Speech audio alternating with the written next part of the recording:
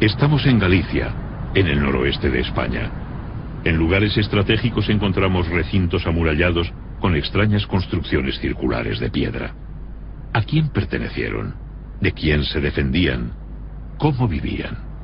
Son los vestigios arqueológicos del pueblo castreño.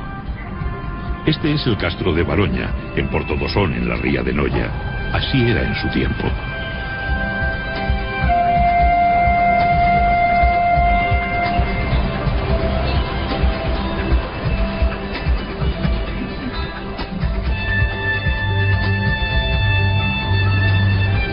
Pero antes de sumergirnos en la vida de los castreños, vamos a viajar al pasado remoto.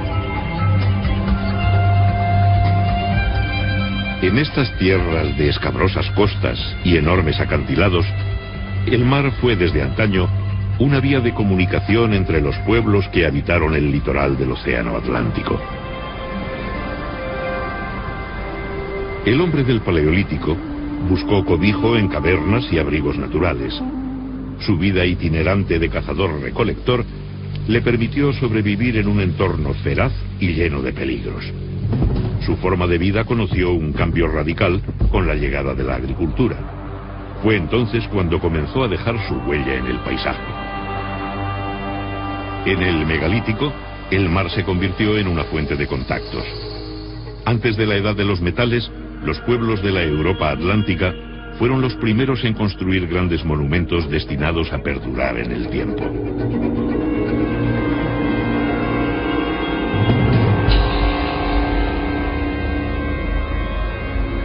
¿Qué significado tiene el alineamiento de más de 3000 menhires de Karnak en la Bretaña francesa? Tardaron varios siglos en erigirlo, alrededor del 3300 a.C.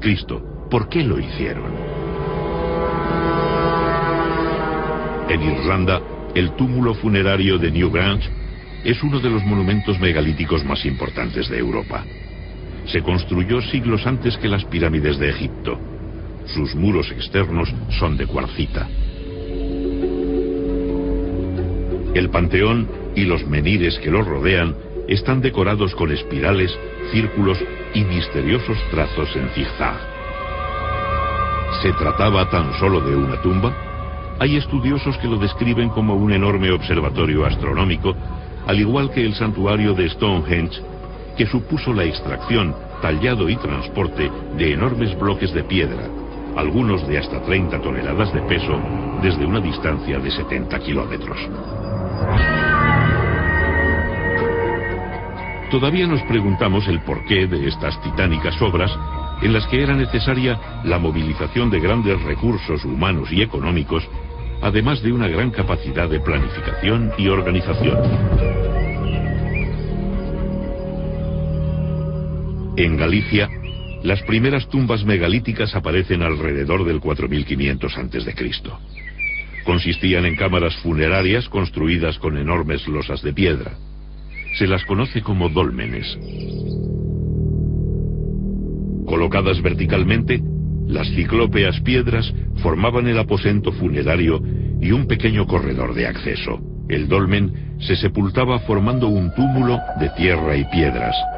Las mayores losas se tallaban a medida para sellar el enterramiento.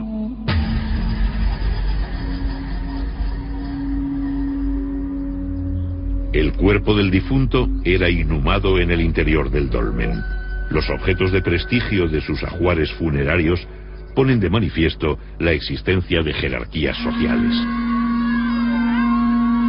Aquellos dólmenes, o mámoas, como se les llama en Galicia, donde se enterraba a personajes notables para la comunidad, funcionaban como auténticos mausoleos, es decir, eran a la vez tumbas y santuarios donde se celebraban ceremonias de ofrendas a los ancestros y de culto a los muertos.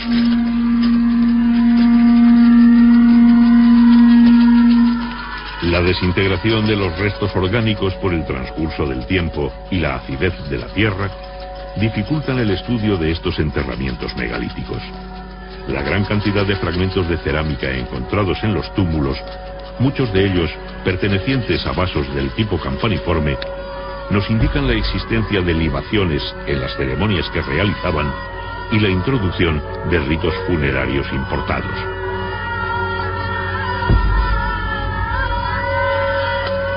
El colosal esfuerzo invertido por estas sociedades del final del Neolítico en la construcción de estos monumentos y su profusa presencia en el paisaje evidencian la importancia que tenían los antepasados y su profunda creencia en el más allá, en la vida después de la muerte.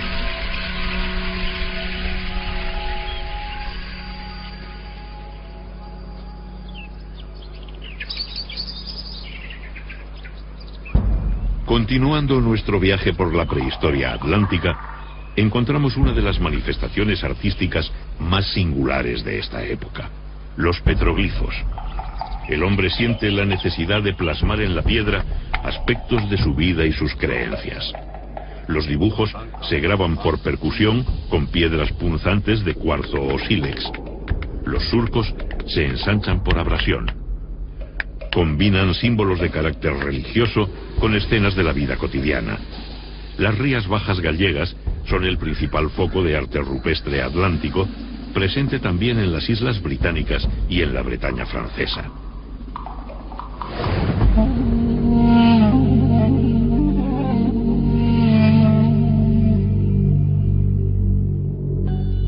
En la Edad del Bronce aumenta la población y los asentamientos se hacen más estables.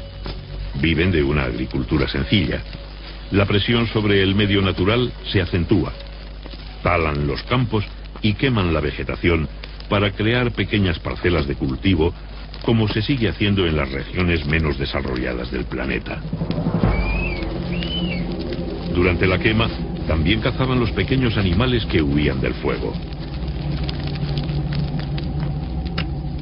Labraban la tierra con azadas de piedra y de palo para cultivar plantas leguminosas y variedades primitivas de trigo y otros cereales. Cada pocos años tenían que cambiar de lugar.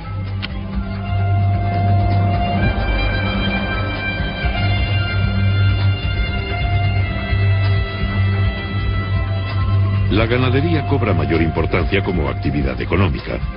Constituye una incipiente industria de productos como carne, lácteos, pieles y lana.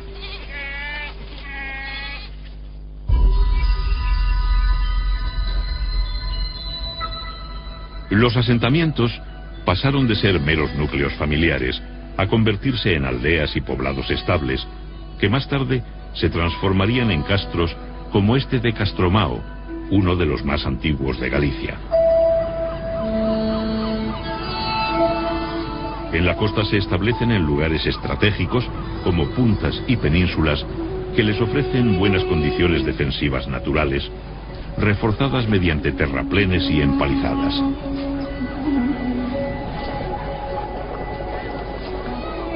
Son de pequeñas dimensiones y están habitados por unas pocas familias.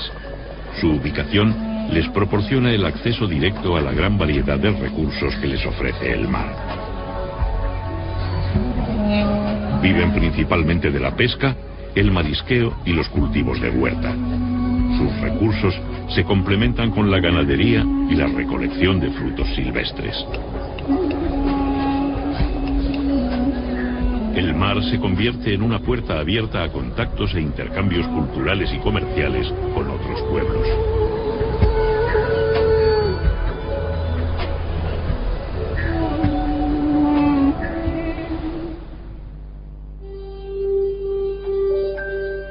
La metalurgia, la mayor innovación tecnológica de la historia de la humanidad, provocó una verdadera revolución, un cambio global. Algunas piezas metálicas se convierten en bienes de prestigio y pasan a ser de gran valor. Los útiles de piedra pulimentada sirvieron de modelo a las nuevas herramientas de bronce. Desde la aparición de la metalurgia, en torno al 2500 a.C., las manufacturas metálicas fueron objeto de intercambio a lo largo de las costas atlánticas y más allá. Un intenso tráfico marítimo unía la península ibérica, las islas británicas y la zona del Canal de la Mancha. Navegaban en embarcaciones construidas con mimbre y revestidas de pieles impermeabilizadas con sebo.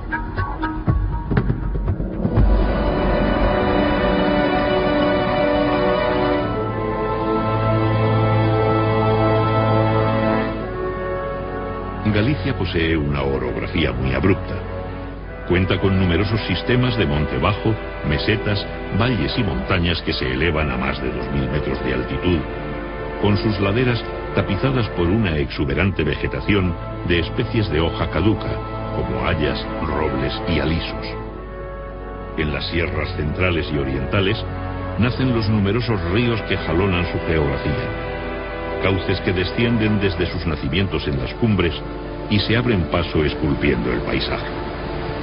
En sus riberas cubiertas de helechos crece el bosque milenario que permanece en constante penumbra. El paisaje se torna misterioso y secreto.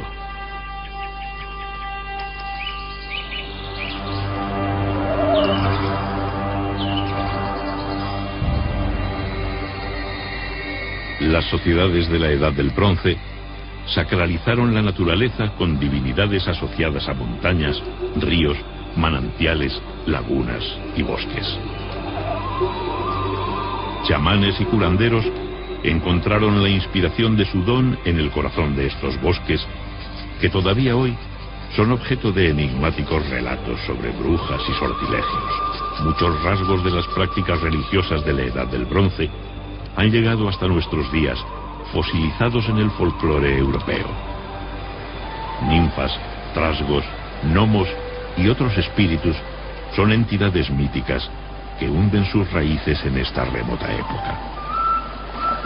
Posiblemente, los pescadores y cazadores que se adentraban en estos parajes ocultos se sometían a algún tipo de iniciación parecida a las que todavía se realizan en algunas comunidades de creencias animistas de África y América, para protegerse de las terribles fuerzas sobrenaturales que existían en estos lugares.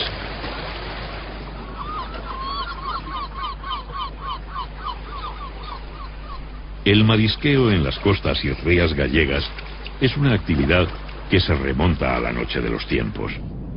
El llamado fenómeno de afloramiento provoca un extraordinario aumento del fitoplancton en el agua, que convierte este litoral en un área de pesca y de biodiversidad única en el mundo. Los pobladores de finales del Bronce y principios de la cultura castreña capturaban crustáceos entre las rocas de la zona intermareal. También consumían percebes, mejillones, lapas y caracoles marinos.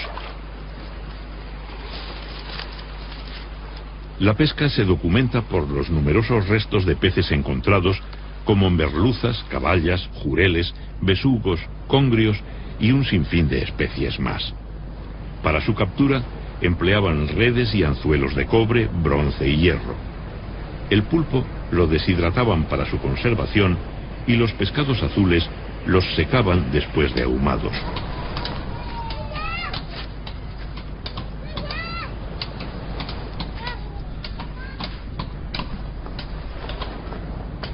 La mayoría de las comunidades castreñas eran autosuficientes para cubrir sus necesidades básicas. Incluso tenían capacidad para producir excedentes. En sus corrales criaban animales domésticos como conejos, cerdos y algunas aves. Las necesidades que no podían satisfacer, como la sal y los minerales destinados a la metalurgia, motivaban constantes trueques con otras aldeas. El curtido de pieles era la base de la industria del cuero. Con ellas confeccionaban todo tipo de accesorios del vestido, correajes y calzado.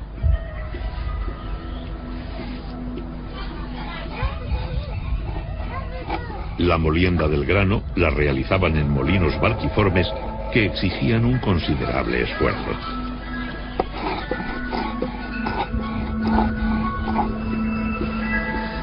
Los poblados eran agrupaciones de familias que compartían gran parte de sus recursos. Muchos de los trabajos relacionados con el sustento se realizaban para toda la comunidad.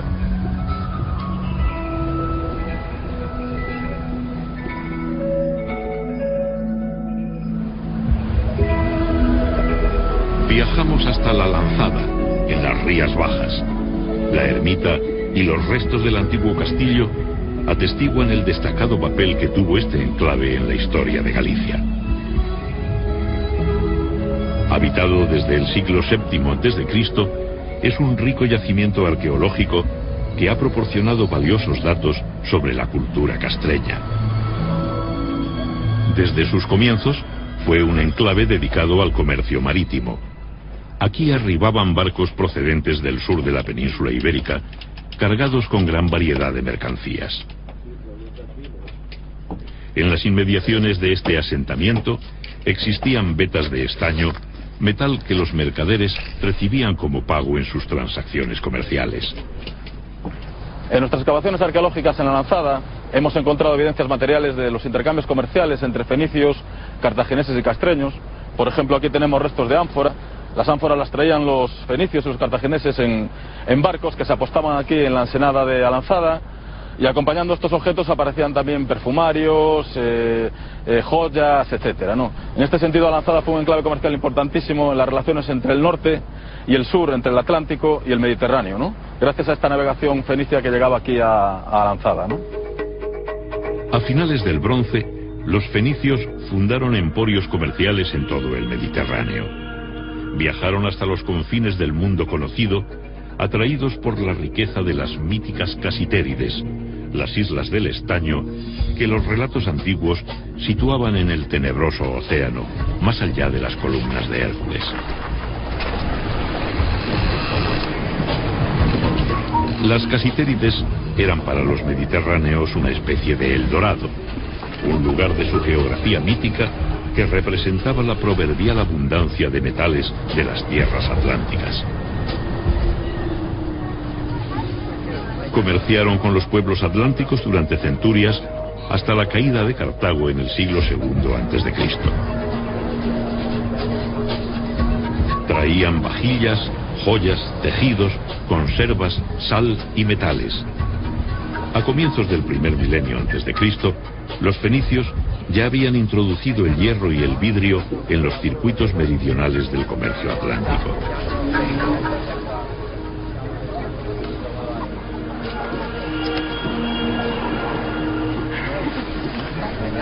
Innovaciones como el molino giratorio y el torno de alfarería fueron rápidamente adoptadas junto con otras nuevas herramientas. También asimilaron modas en el consumo de alimentos, el vestido y el adorno personal. Los pueblos atlánticos exportaban el estaño desde antiguo. Producían lingotes de pesos estándar con los que pagaban las importaciones. También ofrecían a cambio plata, oro y pieles de animales.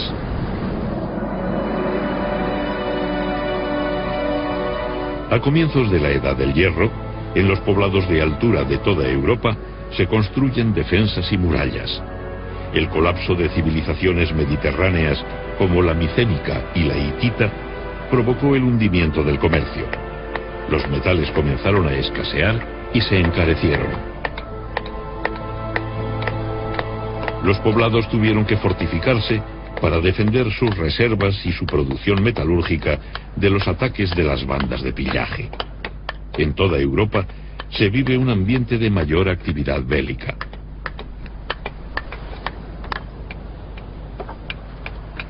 Las nuevas herramientas de hierro permitieron a los castreños perfeccionar las técnicas de cantería, carpintería y construcción. Al mismo tiempo que los poblados se amurallaron convirtiéndose en pequeñas fortalezas, las viviendas de barro se transformaban en casas de piedra.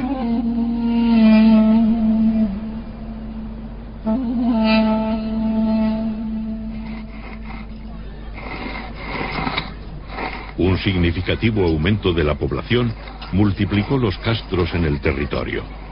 La tecnología agrícola permitió explotar con más efectividad los suelos de los valles, mucho más productivos. Los nuevos asentamientos se situaron en las tierras bajas. Los intercambios económicos y culturales se hacen más fluidos, especialmente con las Islas Británicas, hacia donde nos dirigimos ahora para saber cómo vivían sus antiguos pobladores. Al borde de un acantilado de 100 metros de altura, encontramos Duna Ongasa, el mayor poblado fortificado prehistórico de las Islas Aran, en Irlanda. Su sistema defensivo de murallas concéntricas y piedras hincadas es muy similar a los castros de Galicia. La reconstrucción del poblado de Castle Henleys, en Gales, pone de manifiesto la semejanza en usos y costumbres que tenían los pobladores de los territorios atlánticos. Sus casas de planta circular, paredes de piedra y techumbre cónica vegetal son prácticamente iguales a las castreñas. Las paredes enlucidas muestran dibujos circulares y cruciformes de simbología solar.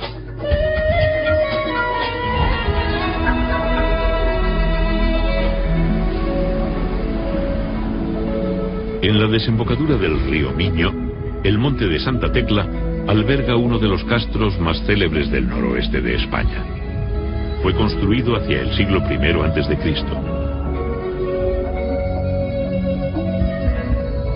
Desde el yacimiento arqueológico se presencia uno de los paisajes más bellos de Galicia. Casas, escaleras, hogares, vías empedradas y conducciones de agua nos hablan de una sociedad que llegó a un considerable desarrollo técnico para su época. Los canteros labraban las piedras de diferentes maneras para adaptar las construcciones al terreno. Los grandes corrales que se aprecian en algunos yacimientos nos indican la importancia que tuvo el ganado vacuno, que les proporcionaba fuerza de tiro, alimento, pieles y abono.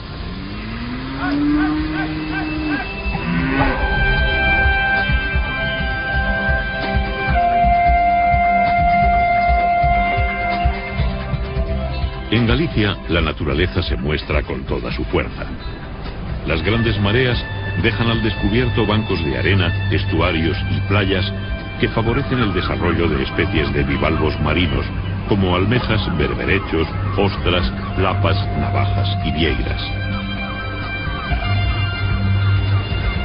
En las costas de aguas tranquilas y fondos arenosos, las mujeres mariscaban todo tipo de bivalvos que constituían una fuente complementaria de alimentación. El tamaño de las especies documentadas por los arqueólogos está muy por encima de las actuales tallas comerciales. En aquel tiempo no existía la sobreexplotación. Conocemos la dieta de los castreños del litoral gracias a los vertederos de sus poblados, que los científicos llaman concheros por su abundancia en restos de moluscos.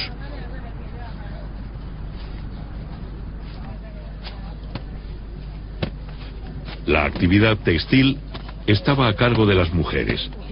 Los numerosos restos de husos y pesas de telar encontrados en las excavaciones revelan que la confección de tejidos era de gran importancia para estas comunidades. El lino y la lana constituían la base de la industria textil, que también incorporó las innovaciones mediterráneas. Telares compuestos y de placas, ruecas y sarillos permitieron perfeccionar la hilatura y el tejido. Del exterior llegaron nuevas influencias en el vestido y adorno personal. El afeitado se pone de moda. Para preservar el grano de la humedad, fabricaban los cabazos de mimbre, que fueron los precursores de los típicos hórreos gallegos.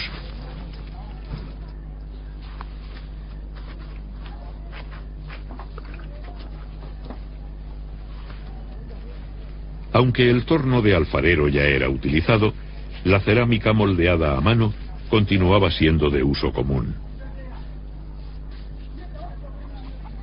Para su fabricación se elaboraban rulos de arcilla que eran colocados en espiral, creando la forma básica del cacharro.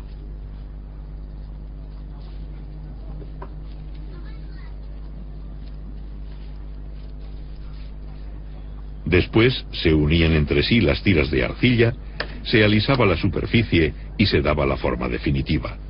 Luego lo dejaban secar completamente antes de someterlo al fuego.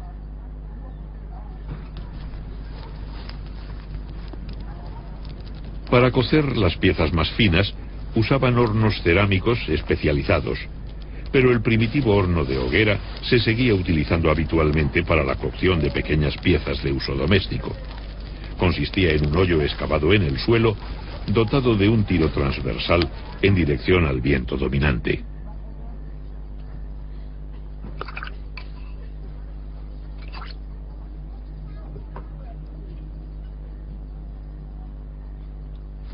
Más tarde, la pira se cubría parcialmente con tierra para concentrar el calor.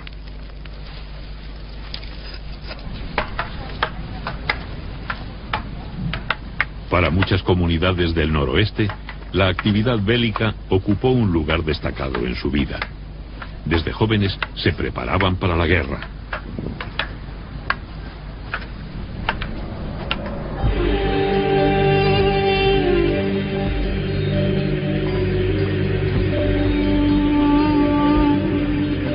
Los castros perfeccionaron su aparato defensivo con una sucesión de fosos y parapetos que rodeaban la muralla. También se reforzaron las defensas en las puertas de acceso con muros y torreones que las flanquean.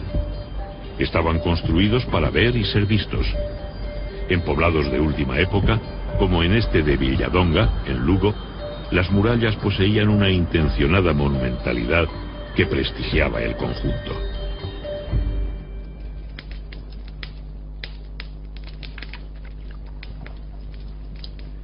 Los forjadores cobran un papel muy importante. La guerra y la defensa de los bienes comunales ante el pillaje les otorgan un estatus especial. De ellos depende la producción y la mejora de las armas. También son importantes por favorecer la expansión de la agricultura gracias a la fabricación de herramientas de labranza.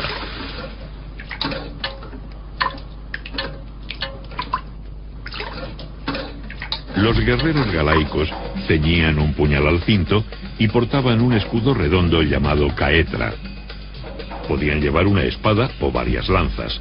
Se protegían con cascos, corazas y grebas y se adornaban con torques, brazaletes y diademas. Los hombres, las mujeres y los niños que vivían en los castros formaban parte de una sociedad guerrera y campesina. La guerra era muy importante en estas comunidades y eso se refleja en el hecho de que sus poblados, sus asentamientos, los castros, están fortificados con fosos, con parapetos, con empalizadas, como vemos en este poblado, ¿no? Era una guerra importante, había una guerra para buscar botín entre distintas aldeas, había captura de ganado, de mujeres, y eso aparece muy bien reflejado en lo que son las referencias de los geógrafos latinos y griegos cuando nos hablaban de las comunidades castreñas. En las sierras de Galicia pastan en libertad caballos de razas autóctonas con rasgos arcaicos. Son descendientes de aquellos que habitaron aquí hace más de 2 milenios.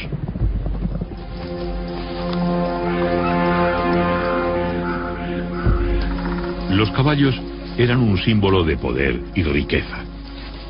Nunca formaron parte de la dieta, se utilizaban para la guerra y en los sacrificios. El autor clásico Diodoro de Sicilia nos habla de las bandas de pillaje.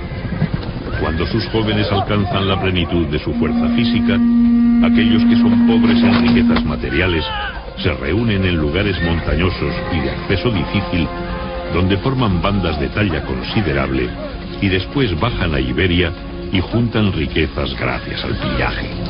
Por su importancia, los caballos constituían un magnífico botín. Los valerosos jóvenes de estas bandas capturaban los caballos derribándolos.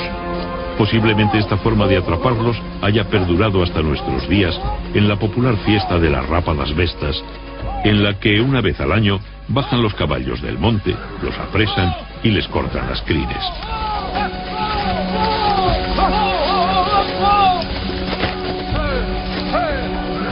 El historiador grecolatino Estrabón, al que debemos las mejores descripciones sobre este periodo, describe a los jóvenes castreños. Son hábiles en emboscadas y exploraciones, ligeros y capaces de salir de los peligros. Al parecer tenían un gran conocimiento de las técnicas militares, matizadas por sus propias reglas, que enfatizaban el valor personal, la intimidación, la bravura y la ferocidad.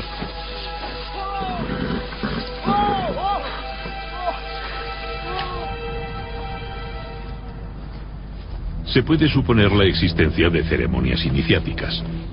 Para ser aceptados como guerreros, los jóvenes debían superar una prueba: la caza de algún animal salvaje, como un oso, un lobo o un jabalí, o matar a un enemigo.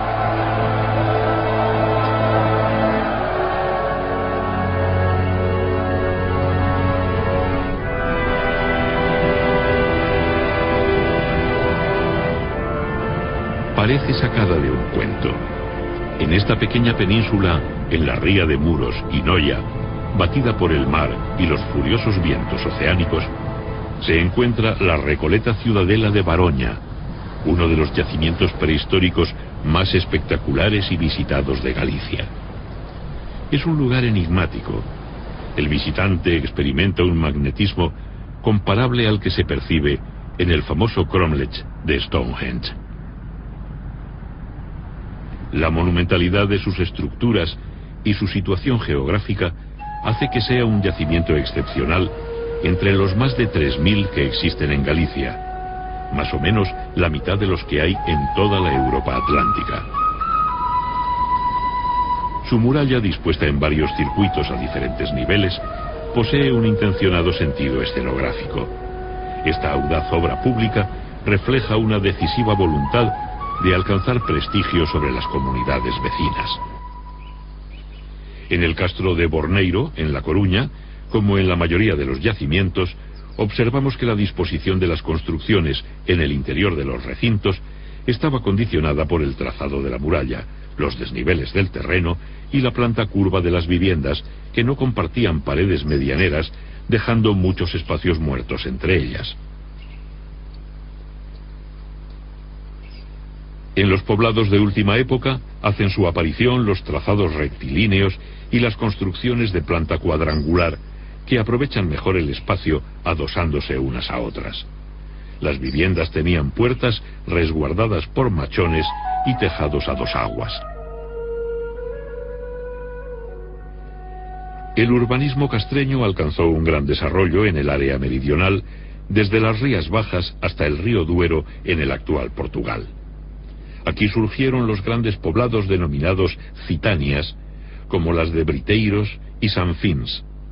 Eran protociudades que concentraban una gran población y cumplían un papel central en la organización territorial. En la misma época se construyen los llamados monumentos con horno o saunas castreñas, como esta de Punta dos Prados, en Ortigueira, en la provincia de La Coruña. Una de las mejor conservadas es la del castro de Briteiros. Estrabón nos cuenta que los galaicos tomaban baños de vapor y luego de agua fría. Estaban construidas con grandes placas de piedra que las aislaban del exterior.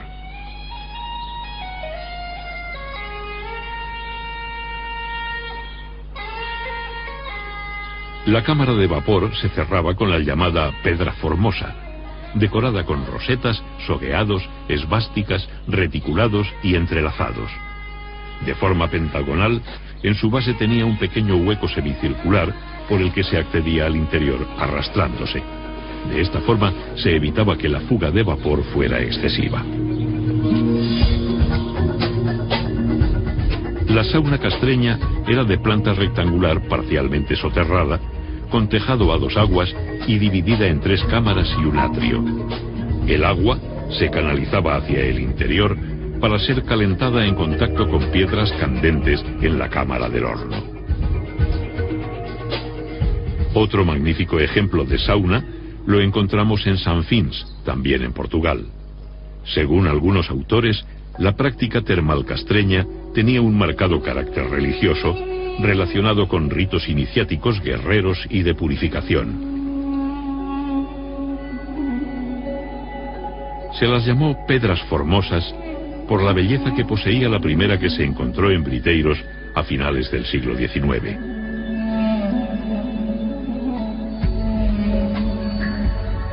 Los elementos decorativos combinaban motivos que recuerdan a los de la orfebrería. Algunos se pueden considerar protectores, como las esvásticas, un símbolo de buen augurio que aún se mantiene en la Galicia rural.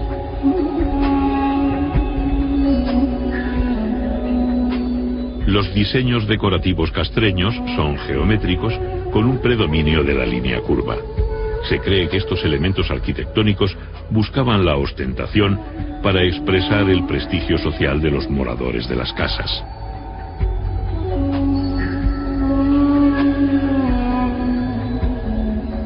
Se conocen una treintena de estatuas de guerreros galaicos. Representan figuras masculinas en pie, en actitud de parada y exhibiendo sus atributos militares.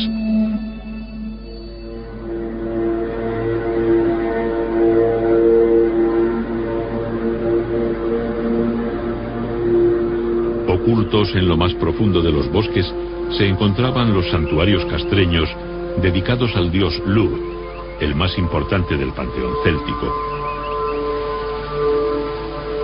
En lugares determinados de los ríos, que simbolizaban las puertas al otro mundo, se practicaban los rituales de ofrendas de armas dedicados a la diosa Nadia, protectora de la comunidad y vinculada a la idea de la reencarnación. Los guerreros se despojaban de sus armas ante la presencia de chamanes consagrados a esta deidad.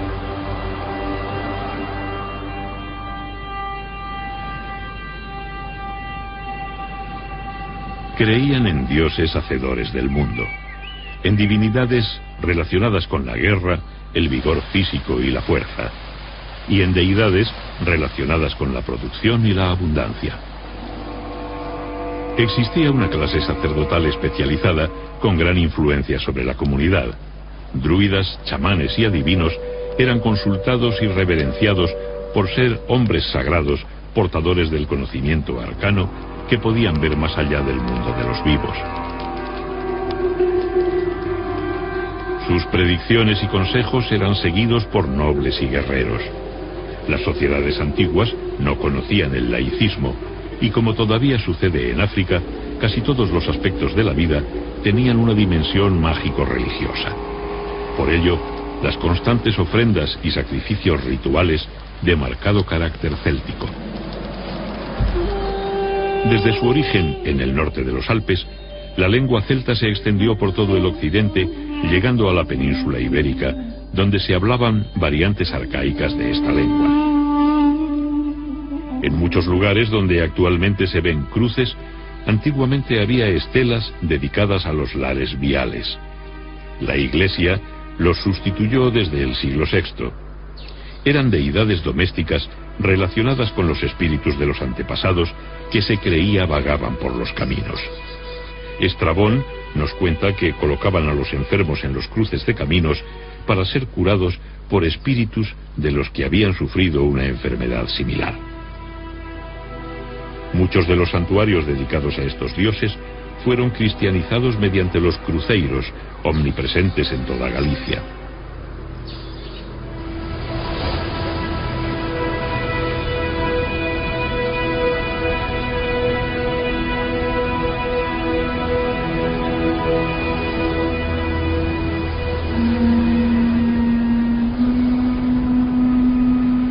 El cuerno fúnebre suena desde lo más alto del acantilado. Un poderoso guerrero ha muerto y va a ser incinerado.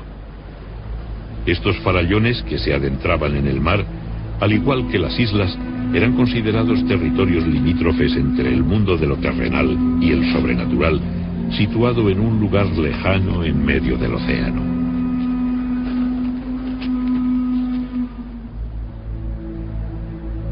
Los ritos funerarios castreños continúan siendo un misterio, pues apenas han dejado huella en el registro arqueológico.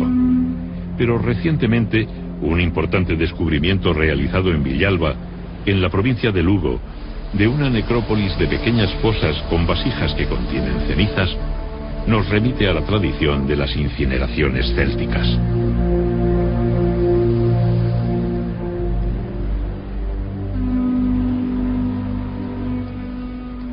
El difunto era despojado de sus joyas personales como pulseras, torques y su puñal de antena.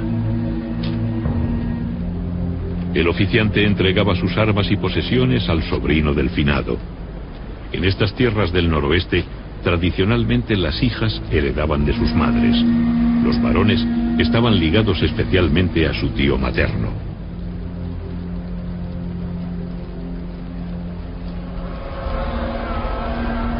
Una vez prendida la pira, los congregados comenzaban a emitir el abellón, un sonido gutural que recuerda el vuelo del abejorro.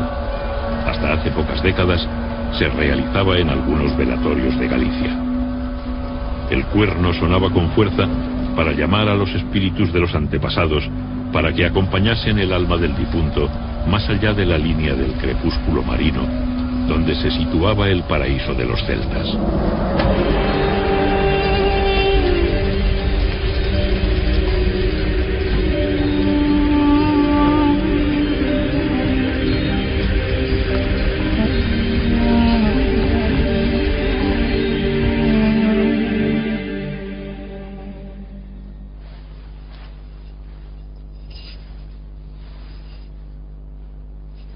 Los recientes descubrimientos realizados en castros de Galicia documentan que las cenizas del difunto se enterraban en una cista o arqueta en el suelo de la casa familiar.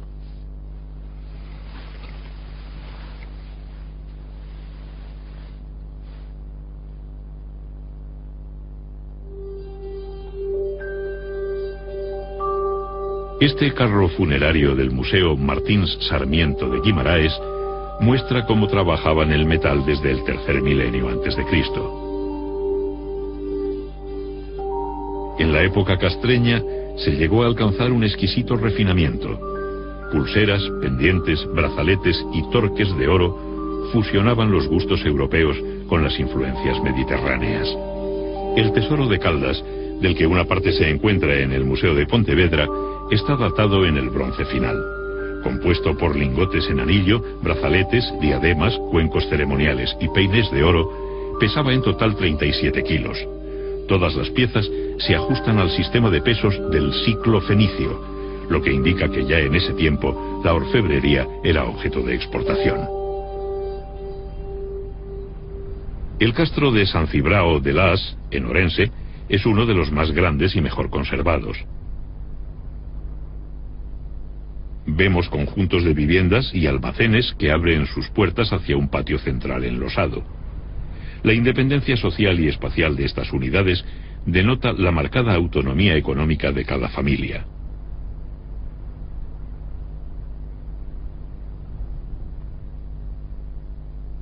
Las murallas son monumentales. Hay calles empedradas, aljibes y canalizaciones. En esta última época se cree que estos poblados se encaminaban a la formación de ciudades-estado. Venimos hablando de celtas, pero ¿existió realmente una nación celta? Hoy en día la teoría más extendida es que los celtas no fueron una raza, ni siquiera un pueblo. Se trató de un flujo lingüístico y cultural con sus orígenes en el norte de los Alpes. Había comunidades que hablaban lenguas del grupo céltico y que compartían panteones e ideologías de tipo indoeuropeo. Lo cierto es que muchos pueblos de la antigua Galicia se llamaban a sí mismos celtas, hablaban dialectos célticos, tenían divinidades de origen celta y fueron identificados por los clásicos como celtas.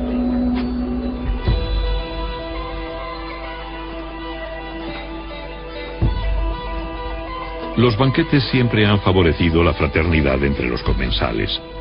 En aquella época, y según el cronista Estrabón, en ocasiones especiales, los jefes castreños de diferentes clanes celebraban banquetes que adquirían un carácter de ritual. El cronista grecolatino nos cuenta que se sentaban en bancos construidos alrededor de las paredes, situándose según edad y dignidad. La comida se la iban pasando en rueda, mientras bebían el escaso vino del que disponían. En sus recetas, en lugar de aceite, empleaban mantequilla. También describe que al final bailaban en círculo al son de la flauta, dando saltos y cayendo de rodillas.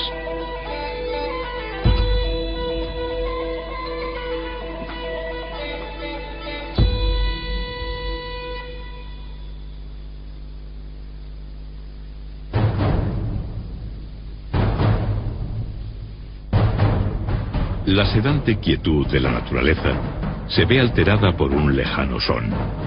Bajo la bóveda vegetal se propaga el eco de un extraño visitante.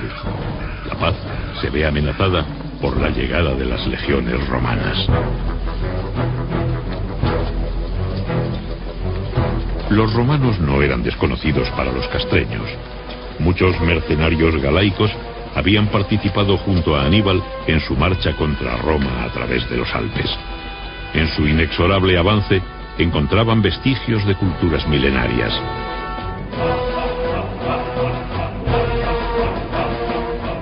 En la comarca del Bierzo, lindando con la actual Galicia, el fantasmal paisaje de las Médulas sobrecoge por su magnitud.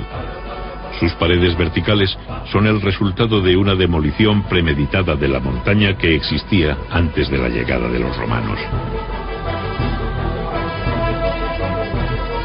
Era el mayor yacimiento de oro del occidente romano, donde se aplicaron procesos de extracción del metal que se usarían hasta la revolución industrial.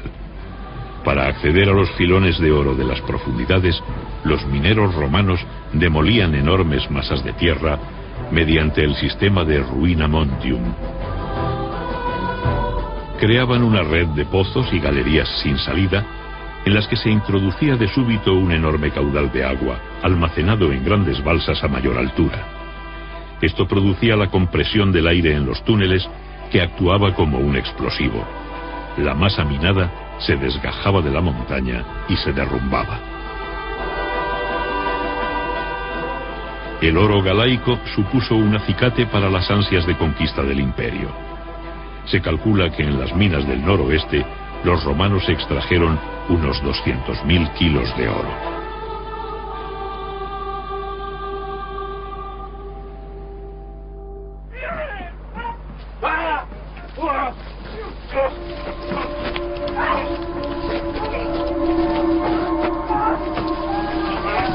Los castreños han capturado a un tribuno romano y se disponen a sacrificarlo para utilizar su cuerpo en un ritual de adivinación.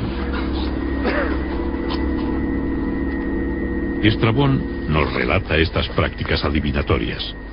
Examinan las entrañas sin extraerlas, y examinan las venas del torso y adivinan tocándolas, y consultan las entrañas de sus prisioneros de guerra. Los cubren con sagos y después el hieróscopo los golpea por encima de las vísceras. Dan un primer presagio por la forma en que cae el cuerpo. Cortan la mano derecha de los prisioneros para consagrarla al dios Ares. La ocupación del territorio noroccidental peninsular fue lenta y costosa. La conquista se realizó en 3 fases. En el año 136 a.C., Bruto el Galaico anexionó la zona entre los ríos Duero y Miño. En el 61, Julio César llega hasta el puerto de los Ártabros en una expedición marítima, no encontrando resistencia. El emperador Augusto en persona dirige las campañas de las guerras cántabras, que finalizan en el 19 a.C. Diodoro relata que los norteños cantaban himnos de victoria cuando eran crucificados. Los prisioneros se suicidaban. Las madres mataban a sus hijos antes que caer esclavos. Preferían la muerte a la derrota. La llegada de los romanos trajo el ocaso a los galaicos. El poder imperial se apoyó en las estructuras existentes para integrar a la población. A finales del siglo I después de Cristo, se puede dar por finalizada la cultura castreña.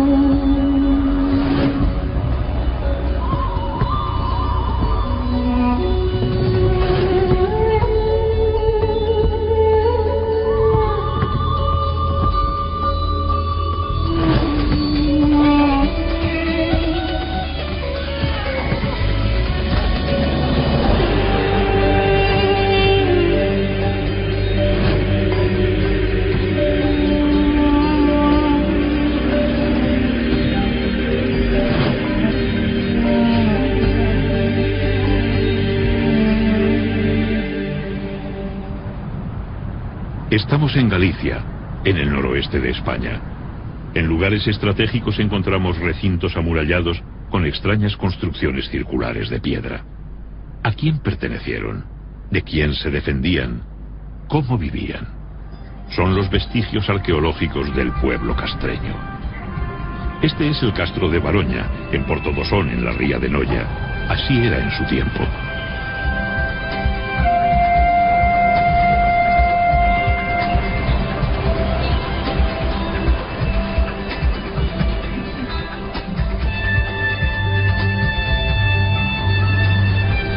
Pero antes de sumergirnos en la vida de los castreños, vamos a viajar al pasado remoto. En estas tierras de escabrosas costas y enormes acantilados, el mar fue desde antaño una vía de comunicación entre los pueblos que habitaron el litoral del Océano Atlántico. El hombre del Paleolítico buscó cobijo en cavernas y abrigos naturales. Su vida itinerante de cazador-recolector le permitió sobrevivir en un entorno feraz y lleno de peligros. Su forma de vida conoció un cambio radical con la llegada de la agricultura. Fue entonces cuando comenzó a dejar su huella en el paisaje. En el megalítico, el mar se convirtió en una fuente de contactos. Antes de la edad de los metales, los pueblos de la Europa atlántica fueron los primeros en construir grandes monumentos destinados a perdurar en el tiempo.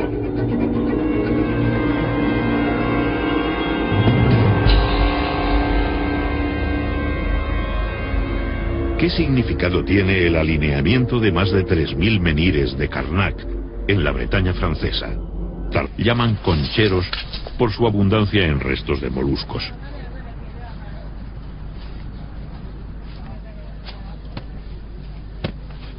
La actividad textil estaba a cargo de las mujeres.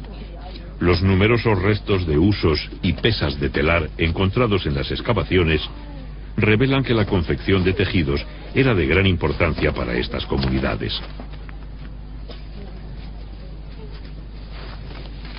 El lino y la lana constituían la base de la industria textil, que también incorporó las innovaciones mediterráneas. Telares compuestos y de placas, ruecas y sarillos permitieron perfeccionar la hilatura y el tejido.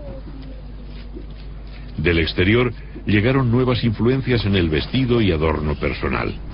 El afeitado se pone de moda. Para preservar el grano de la humedad, fabricaban los cabazos de mimbre, que fueron los precursores de los típicos hórreos gallegos.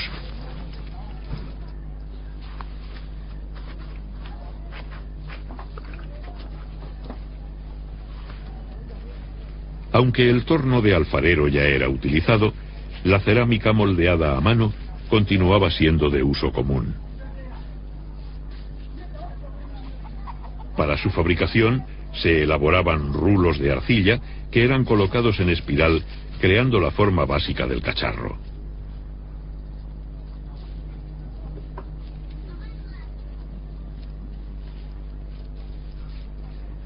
Después se unían entre sí las tiras de arcilla, se alisaba la superficie y se daba la forma definitiva. Luego lo dejaban secar completamente antes de someterlo al fuego.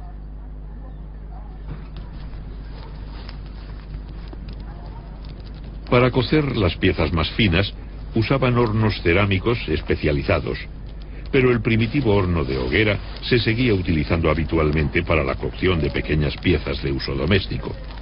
Consistía en un hoyo excavado en el suelo, dotado de un tiro transversal en dirección al viento dominante.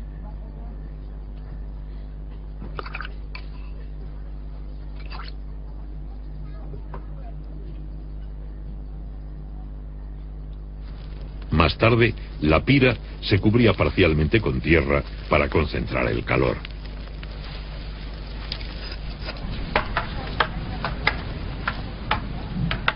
Para muchas comunidades del noroeste, la actividad bélica ocupó un lugar destacado en su vida.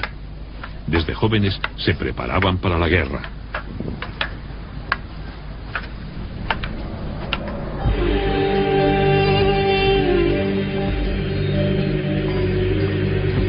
Nos nos remite a la tradición de las incineraciones célticas.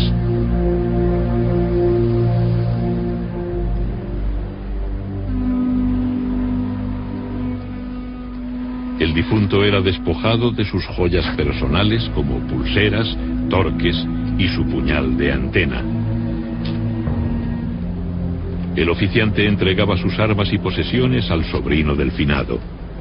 En estas tierras del noroeste, tradicionalmente las hijas heredaban de sus madres. Los varones estaban ligados especialmente a su tío materno.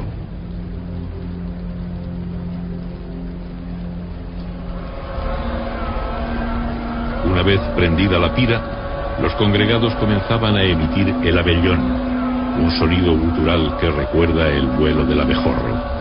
Hasta hace pocas décadas se realizaba en algunos velatorios de Galicia. El cuerno sonaba con fuerza para llamar a los espíritus de los antepasados para que acompañasen el alma del difunto más allá de la línea del crepúsculo marino, donde se situaba el paraíso de los celtas.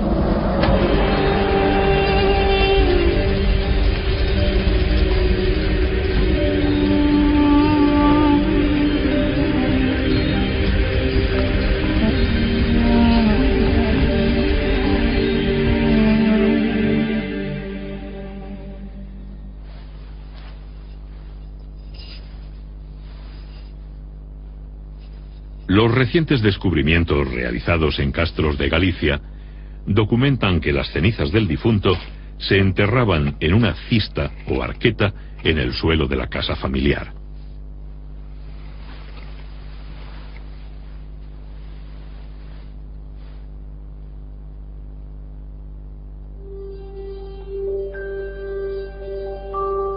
Este carro funerario del Museo Martins Sarmiento de Guimaraes muestra cómo trabajaban el metal desde el tercer milenio antes de Cristo.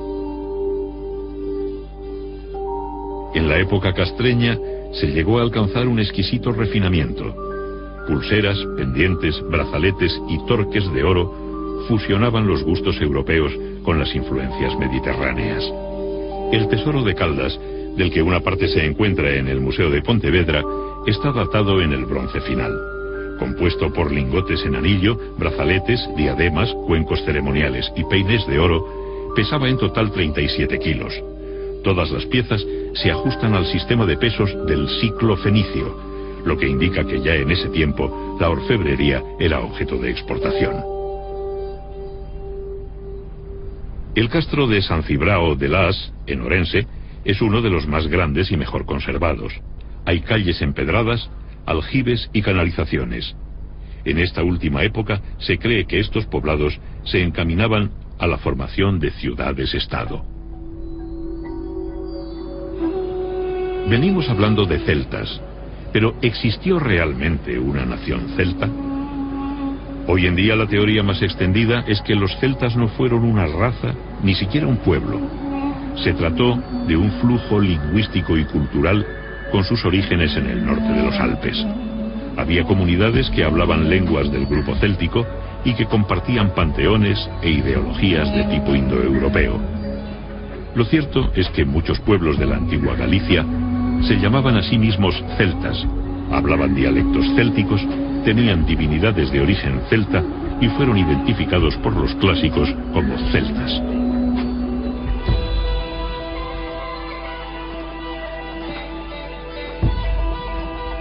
Los banquetes siempre han favorecido la fraternidad entre los comensales. En aquella época, y según el cronista Estrabón, en ocasiones especiales, los jefes castreños de diferentes clanes celebraban banquetes que adquirían un carácter de ritual. El cronista grecolatino nos cuenta que se sentaban en bancos construidos alrededor de las paredes, situándose según edad y dignidad. La comida se la iban pasando en rueda, mientras bebían el escaso vino del que disponían. En sus recetas, en lugar de aceite, empleaban mantequilla. También describe que al final bailaban en círculo al son de la flauta, dando saltos y cayendo de rodillas.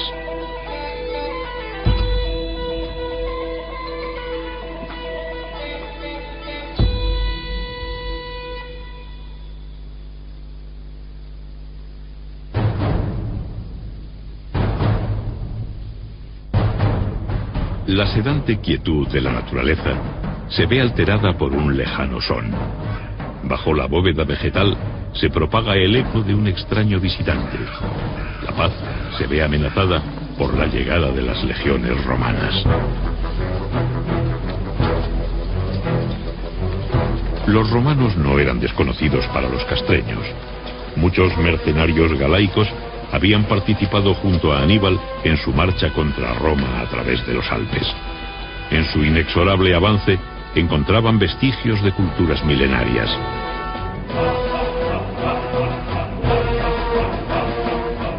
En la comarca del Bierzo, lindando con la actual Galicia, el fantasmal paisaje de las Médulas sobrecoge por su magnitud. Sus paredes verticales son el resultado de una demolición premeditada de la montaña.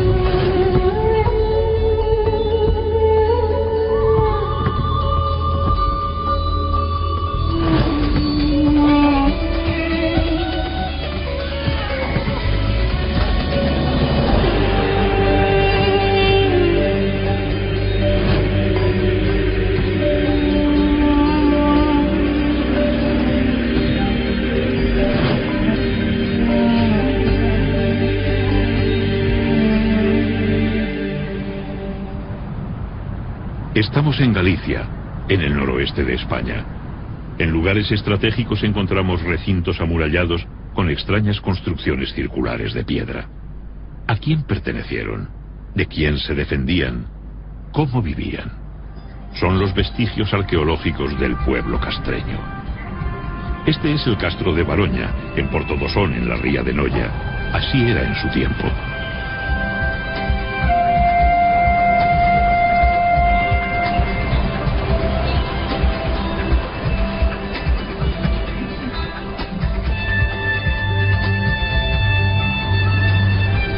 Pero antes de sumergirnos en la vida de los castreños, vamos a viajar al pasado remoto.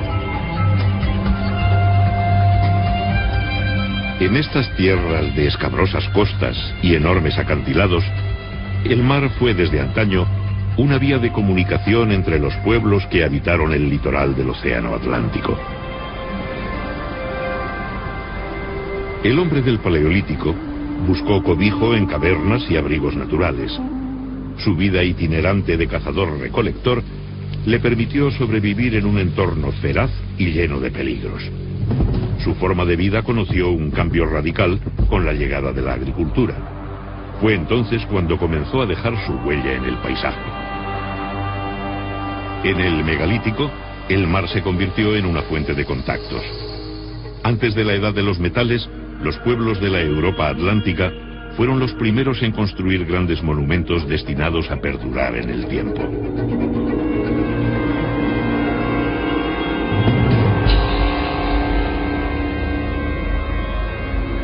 ¿Qué significado tiene el alineamiento de más de 3000 menhires de Karnak en la Bretaña francesa? Tardaron varios siglos en erigirlo, alrededor del 3300 a.C. ¿Por qué lo hicieron? En Irlanda, el túmulo funerario de Newgrange es uno de los monumentos megalíticos más importantes de Europa. Se construyó siglos antes que las pirámides de Egipto. Sus muros externos son de cuarcita. El panteón y lotos de peces encontrados, como merluzas, caballas, jureles, besugos, congrios y un sinfín de especies más. Para su captura empleaban redes y anzuelos de cobre, bronce y hierro. El pulpo lo deshidrataban para su conservación y los pescados azules los secaban después de ahumados.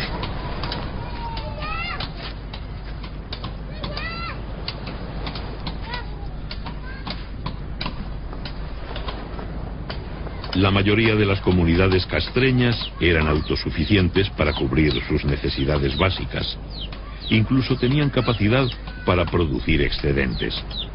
En sus corrales criaban animales domésticos como conejos, cerdos y algunas aves. Las necesidades que no podían satisfacer, como la sal y los minerales destinados a la metalurgia, motivaban constantes trueques con otras aldeas. El curtido de pieles era la base de la industria del cuero. Con ellas confeccionaban todo tipo de accesorios del vestido, correajes y calzado.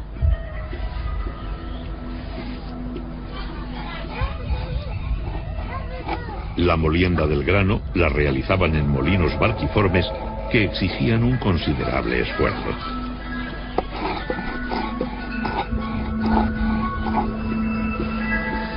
Los poblados eran agrupaciones de familias que compartían gran parte de sus recursos. Muchos de los trabajos relacionados con el sustento se realizaban para toda la comunidad.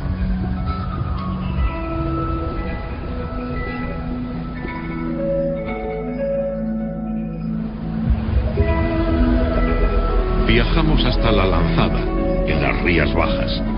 La ermita y los restos del antiguo castillo atestiguan el destacado papel que tuvo este enclave en la historia de Galicia.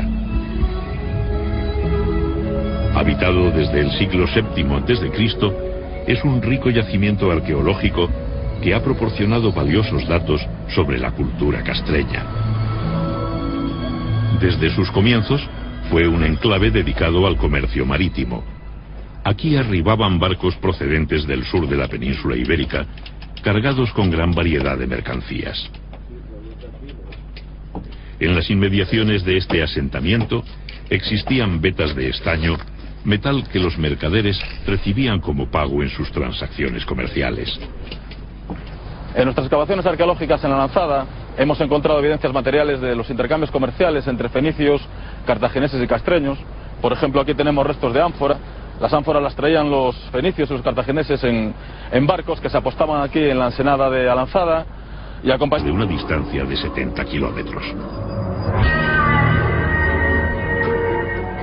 Todavía nos preguntamos el porqué de estas titánicas obras en las que era necesaria la movilización de grandes recursos humanos y económicos, además de una gran capacidad de planificación y organización. En Galicia, las primeras tumbas megalíticas aparecen alrededor del 4500 a.C. Consistían en cámaras funerarias construidas con enormes losas de piedra. Se las conoce como dólmenes. Colocadas verticalmente, las ciclópeas piedras formaban el aposento funerario y un pequeño corredor de acceso. El dolmen se sepultaba formando un túmulo de tierra y piedras. Las mayores losas se tallaban a medida para sellar el enterramiento.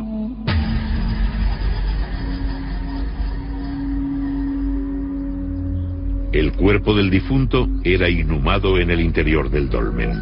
Los objetos de prestigio de sus ajuares funerarios ponen de manifiesto la existencia de jerarquías sociales. Aquellos dólmenes, o mámoas, como se les llama en Galicia, donde se enterraba a personajes notables para la comunidad, funcionaban como auténticos mausoleos, es decir, eran a la vez tumbas y santuarios donde se celebraban ceremonias de ofrendas a los ancestros y de culto a los muertos.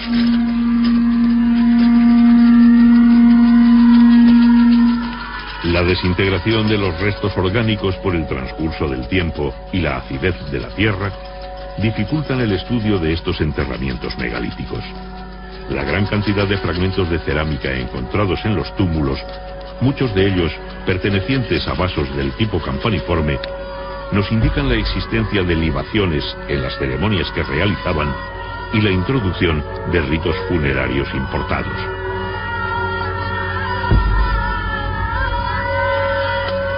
El colosal esfuerzo invertido por estas sociedades del final del Neolítico en la construcción de estos monumentos y su profusa presencia en el paisaje evidencian la importancia que tenían los antepasados y su profunda creencia en el más allá, en la vida después de la muerte.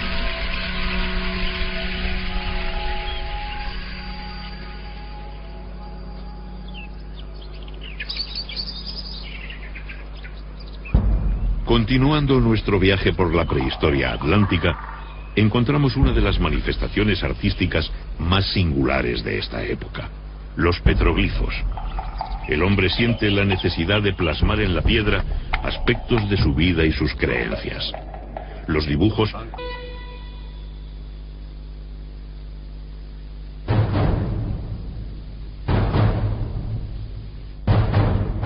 La sedante quietud de la naturaleza se ve alterada por un lejano son. Bajo la bóveda vegetal se propaga el eco de un extraño visitante. La paz se ve amenazada por la llegada de las legiones romanas. Los romanos no eran desconocidos para los castreños. Muchos mercenarios galaicos habían participado junto a Aníbal en su marcha contra Roma a través de los Alpes. En su inexorable avance encontraban vestigios de culturas milenarias.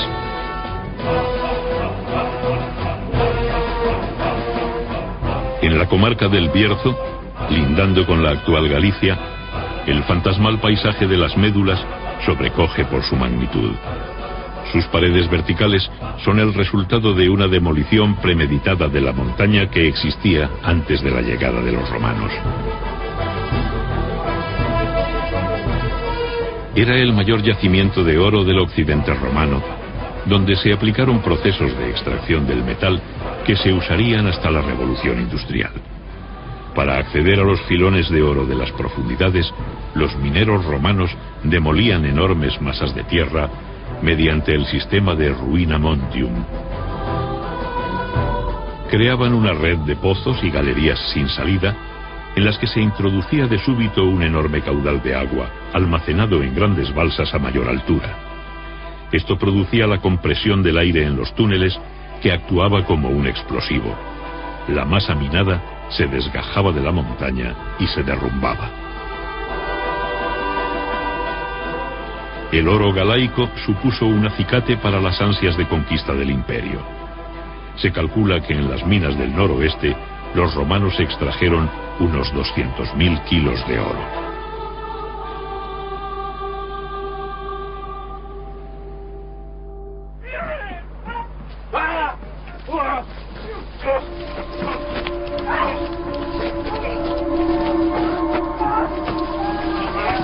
Los castreños han capturado a un tribuno romano y se disponen a sacrificarlo para utilizar su cuerpo en un ritual de adivinación. Estrabón nos relata estas prácticas adivinatorias. Examinan las entrañas sin extraerlas, y examinan las venas del torso y adivinan tocándolas, y consultan las entrañas de sus prisioneros de guerra. Los cubren con sagos y después el hieróscopo los golpea por encima de las vísceras. Dan un guerreros y de purificación. Se las llamó pedras formosas por la belleza que poseía la primera que se encontró en Briteiros a finales del siglo XIX.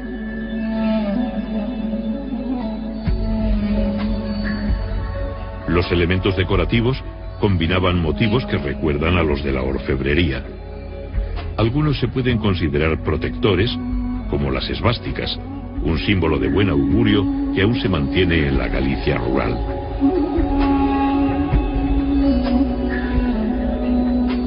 Los diseños decorativos castreños son geométricos con un predominio de la línea curva. Se cree que estos elementos arquitectónicos buscaban la ostentación para expresar el prestigio social de los moradores de las casas.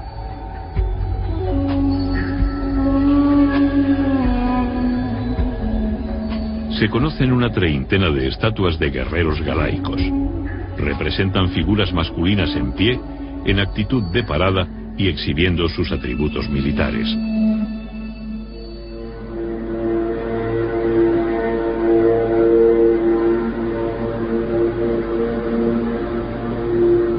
Ocultos en lo más profundo de los bosques se encontraban los santuarios castreños dedicados al dios Lugh, el más importante del panteón céltico. En lugares determinados de los ríos, que simbolizaban las puertas al otro mundo, se practicaban los rituales de ofrendas de armas dedicados a la diosa Nadia, protectora de la comunidad y vinculada a la idea de la reencarnación. Los guerreros se despojaban de sus armas ante la presencia de chamanes consagrados a esta deidad.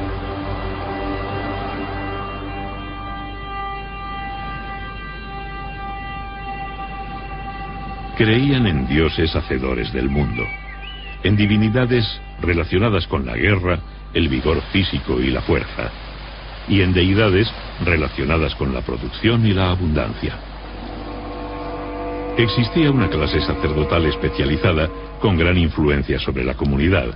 Druidas, chamanes y adivinos eran consultados y reverenciados por ser hombres sagrados, portadores del conocimiento arcano, que podían ver más allá del mundo de los vivos. Sus predicciones y consejos eran seguidos por nobles y guerreros. Las sociedades antiguas no conocían el laicismo, y como todavía sucede en África, casi todos los aspectos de la vida tenían una dimensión mágico-religiosa.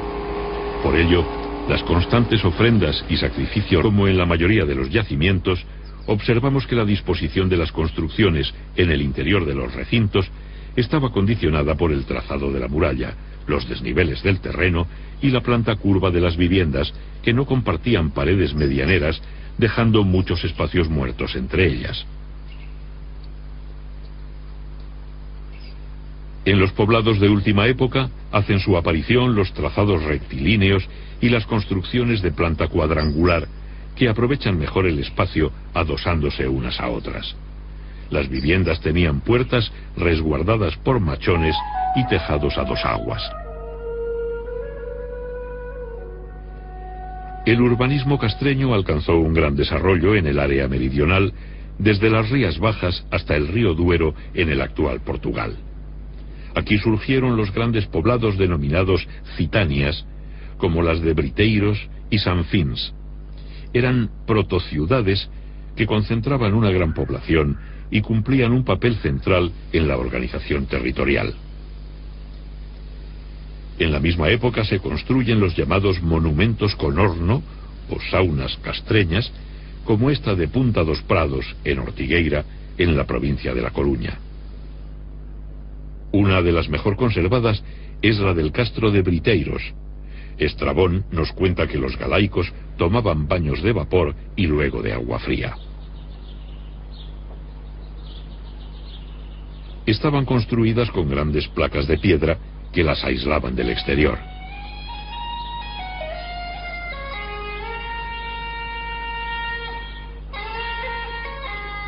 La cámara de vapor se cerraba con la llamada pedra formosa, decorada con rosetas, sogueados, esvásticas, reticulados y entrelazados. De forma pentagonal, en su base tenía un pequeño hueco semicircular por el que se accedía al interior arrastrándose. De esta forma se evitaba que la fuga de vapor fuera excesiva. La sauna castreña era de planta rectangular parcialmente soterrada, con tejado a dos aguas y dividida en tres cámaras y un atrio. El agua se canalizaba hacia el interior para ser calentada en contacto con piedras candentes en la cámara del horno. Otro magnífico ejemplo de sauna lo encontramos en Sanfins, también en Portugal. Según algunos autores, la práctica termal castreña tenía un marcado carácter religioso, relacionado con ritos iniciáticos guerreros y de purificación. Se las llamó pedras formosas por la belleza que poseía la primera que se encontró en Briteiros. La ermita y los restos del antiguo castillo atestiguan el destacado papel que tuvo este enclave en la historia de Galicia.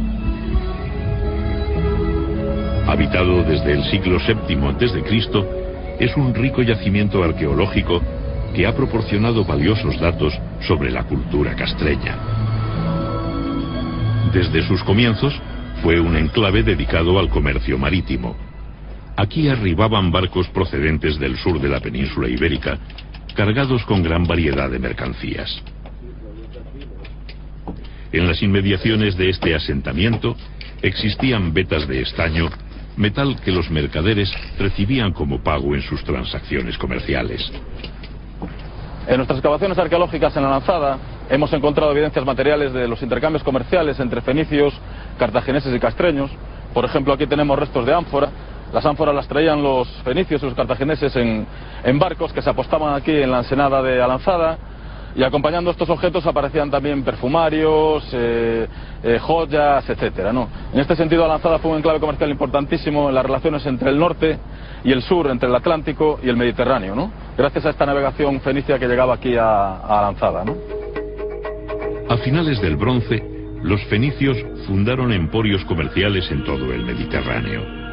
Viajaron hasta los confines del mundo conocido, atraídos por la riqueza de las míticas Casitérides, las islas del estaño, que los relatos antiguos situaban en el tenebroso océano, más allá de las columnas de Hércules. Las Casitérides eran para los mediterráneos una especie de Eldorado, un lugar de su geografía mítica que representaba la proverbial abundancia de metales de las tierras atlánticas. Comerciaron con los pueblos atlánticos durante centurias hasta la caída de Cartago en el siglo II a.C. Traían vajillas, joyas, tejidos, conservas, sal y metales. A comienzos del primer milenio a.C., los fenicios ya habían introducido el hierro y el vidrio en los circuitos meridionales del comercio atlántico.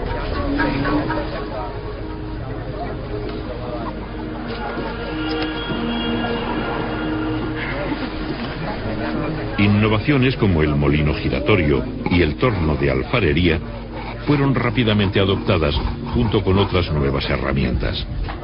También asimilaron modas en el consumo de alimentos, el vestido y el adorno personal. Los pueblos atlánticos exportaban el estaño desde antiguo. Formaron parte de la dieta, se utilizaban para la guerra y en los sacrificios.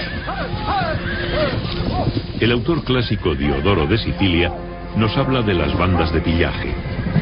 Cuando sus jóvenes alcanzan la plenitud de su fuerza física, aquellos que son pobres en riquezas materiales se reúnen en lugares montañosos y de acceso difícil, donde forman bandas de talla considerable y después bajan a Iberia y juntan riquezas gracias al pillaje. Por su importancia, los caballos constituían un magnífico botín. Los valerosos jóvenes de estas bandas capturaban los caballos derribándolos. Posiblemente esta forma de atraparlos haya perdurado hasta nuestros días en la popular fiesta de las rápadas vestas, en la que una vez al año bajan los caballos del monte, los apresan y les cortan las crines.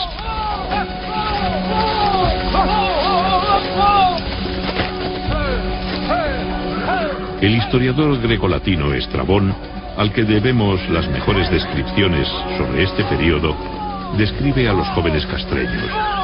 Son hábiles en emboscadas y exploraciones, ligeros y capaces de salir de los peligros. Al parecer tenían un gran conocimiento de las técnicas militares, matizadas por sus propias reglas, que enfatizaban el valor personal, la intimidación, la bravura y la ferocidad.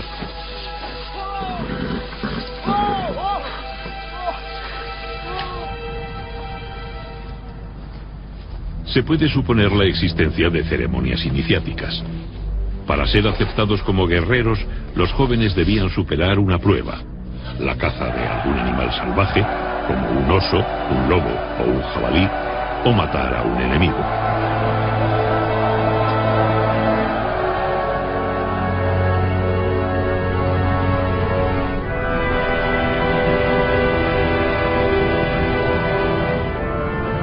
Parece sacada de un cuento. En esta pequeña península, en la ría de Muros y Noia, batida por el mar y los furiosos vientos oceánicos, se encuentra la Recoleta ciudadela de Baroña, uno de los yacimientos prehistóricos más espectaculares y visitados de Galicia. Es un lugar enigmático. El visitante experimenta un magnetismo comparable al que se percibe en el famoso cromlech de Stonehenge. La monumentalidad de sus estructuras y su situación geográfica hace que sea un yacimiento excepcional entre los más de 3.000 que existen en Galicia, más o menos la mitad de los que hay en toda la Europa atlántica. Su muralla, dispuesta en varios circuitos a diferentes niveles, posee una intención